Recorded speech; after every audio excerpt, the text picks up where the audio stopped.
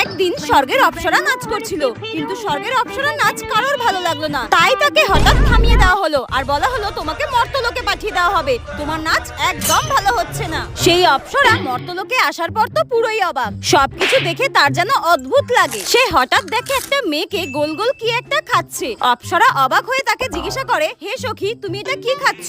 মেয়েটি অবাক হয়ে বলে, কেন, ফুচকা। ফুচকা? সেটা আবার কি? মেয়েটি অবাক হয়ে বলে, পাগল নাকি, আজকালকার দিনে ফুচকা খেতে জানে না, এরকম পাগল আছে নাকি? মেয়েটি অপ্সরাকে তো খুবই ঝাড়লো আর বলল, ফুচকা খাওয়ার সময় যত সব ডিস্টার্ব করতে চলে আসে, জানতো জান, বলে এইভাবে তাড়িয়ে দিল অপ্সরাকে। আর অপ্সরাও কিছু না বুঝতে পেরে চলে যায়। অপ্সরা মর্তে ঘোরাঘুরি করতে করতে হঠাৎ দেখে কিছু লোক নাক দিয়ে মুখ দিয়ে ধোঁয়া বের করছে, আর সেটা দেখে তো অপ্সরা একদমই অবাক। তারপর কিছু লোক তাকে জিজ্ঞাসা করে সে কে, আর সে বলে, আমি তো স্বর্গের অপ্সরা। এই কথাটা শুনে তো ওখানকার লোকেরা অপ্সরাকে পচা ডিম, পচা টমেটো ছুঁড়ে মারতে থাকে, আর অপ্সরা ব্যথা পেয়ে কান্নাকাটি করে।